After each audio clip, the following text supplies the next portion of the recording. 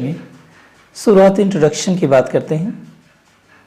Introduction में आप ये जानिए कि आप ये देखते हैं चारों तरफ कि यूनिवर्स में, आपके ब्रह्मांड में चारों तरफ क्या दिखता है। केवल दो ही चीजें दिखती हैं, या तो सजीव हैं या तो निर्जीव है। क्या इसके अलावा भी कुछ आपको दिखता है? नहीं। शायद इन सजीव और निर्जीव के अलावा आपको तीसरी कोई वस्तु नहीं दिखाई देती, और अगर दिखाई देती हो तो बताइए, शायद नहीं। तो निर्जीव की बात हम अपने विषय में नहीं करते हैं, अपने विषय में हम सजीव की बात करते हैं। यानी बायोलॉजी में सजीव का अध्ययन किया जाता है, तो उसके पहले हम ये जानें कि सजीव है क्या, यानी सजीव को हम परिभाषित कैसे करें, सजीव को हम पहचाने कैसे। सजीव और निर्जीव के विषय में कोई ऐसी परिभाषा तो होगी, सजीव और निर्जीव को पहचानने के लिए कुछ ऐसी चीज़ें तो होंगी जिसके आधार पर हम सजीव को सजीव और निर्जीव को निर्जीव में अंतर स्पष्ट कर सकते हैं। तो आइए देखते हैं उसकी पुष्टि के लिए सजीव और निर्जीव के लिए क्या है ये। उसके लिए हम देखते हैं कुछ लक्षण होते हैं जिसके आधार पर हम सजीव और निर्जीव का विभेदन कर सकते हैं। तो वो लक्षण क्या हैं, आइए देखते हैं।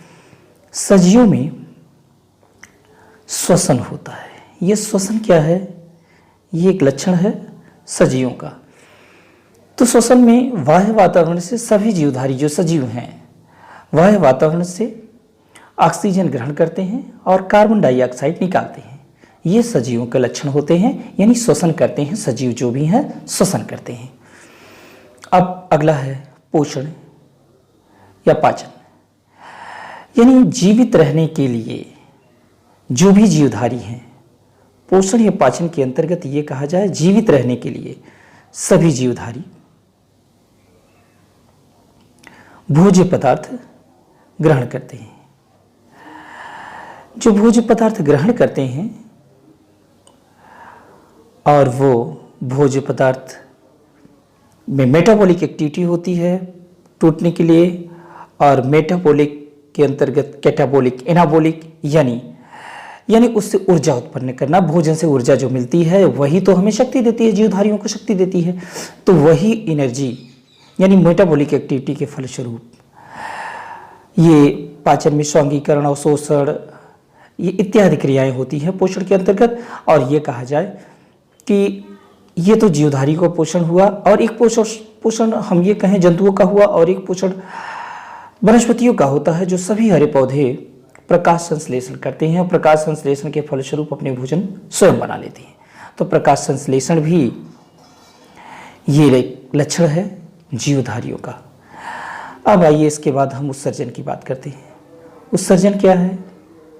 यानी भोजन जो ग्रहण करने के बाद, पोषण के फलस्वरूप भोजन ग्रहण करने के बाद एब्जॉर्प्शन, अवशोषण जो हुआ, उसके फलस्वरूप जो बचा हुआ अनयूजुअल पार्ट है, यूजुअल पार्ट नहीं, अपशिष्ट पदार्थ जो शरीर के लिए अनावश्यक है, जो वेस्ट प्रोडक्ट के रूप में है, यानी जो हमारे लिए हानिकारक है, उसे शरीर से बाहर निकलना आवश्यक होता है।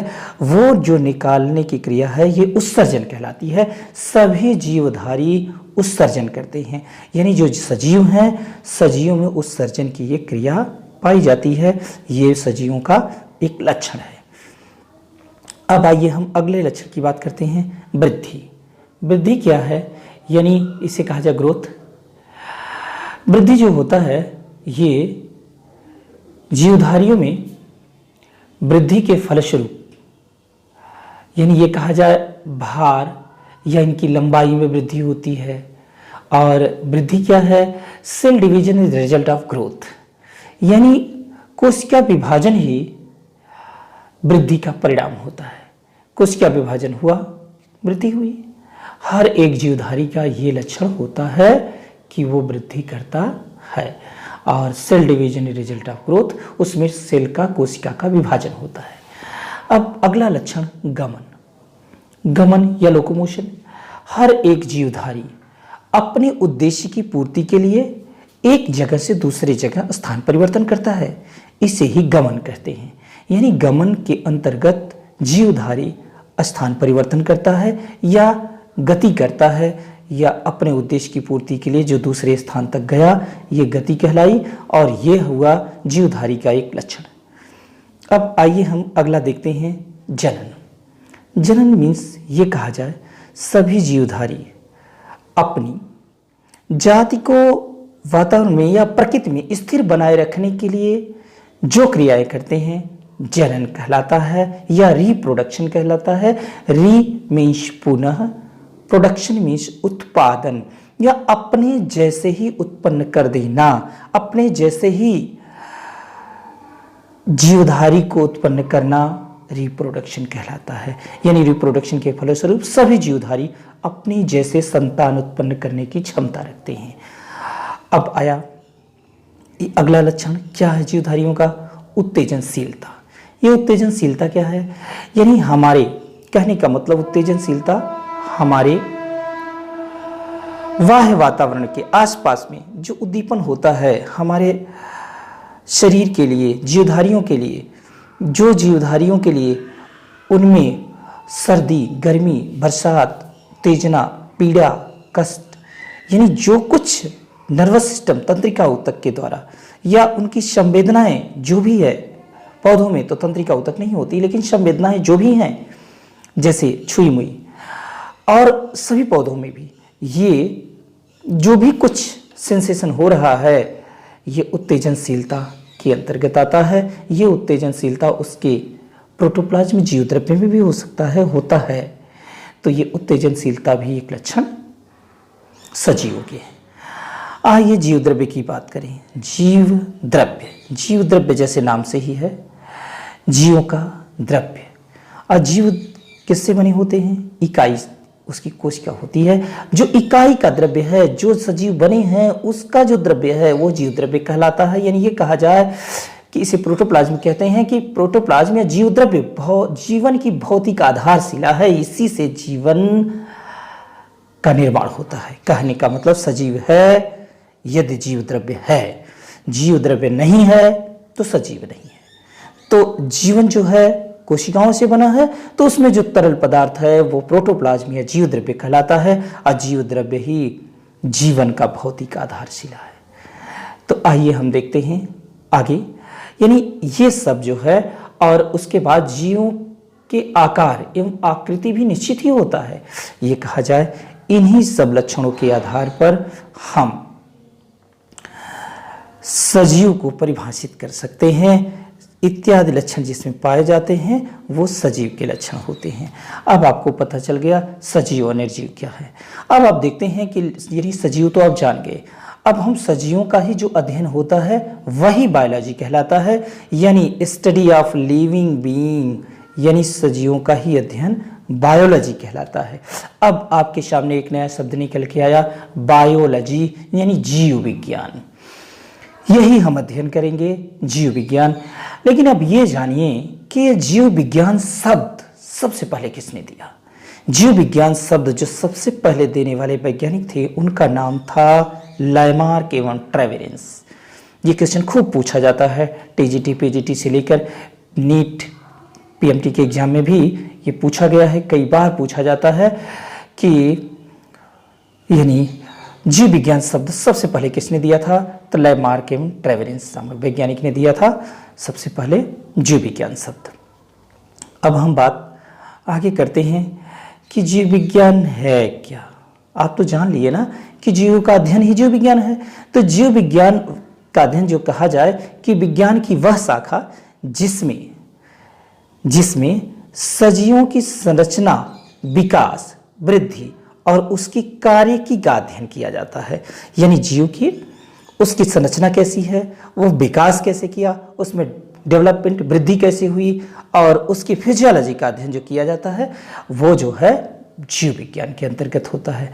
अब ये कहा जाए ये जीव विज्ञान भी आप जान लिए, तो ये कहा जाए कि जीव विज्ञान जो है तो इसके पिता कोई होंगे। आप जो विज्ञान पढ़ेंगे तो कोई पूछ लिया कि जीव विज्ञान के फादर कौन है, तो आप क्या बताओगे? तो इसलिए पढ़ने से पहले इसके पिता को तो जान लें। तो बायोलॉजी के father, bio means living being, logos means study, यही सजीवों का जो अध्ययन करते हैं वो बायोलॉजी कहलाता है, यानी बायोलॉजी के अंतर्गत सजीवों का अध्ययन करते हैं। अब फादर ऑफ बायोलॉजी की बात की जाए तो फादर ऑफ बायोलॉजी जो है वो अरस्तु को कहा जाता है। Aristotle is the father of biology. अब अगला क्वेश्चन पूछा जाता है कि who is the father of modern biology, यानी आधुनिक जीव विज्ञान के पिता कौन है। तो ये नीट, पीएमटी और टीचिंग एग्जाम में कई बार पूछा गया है।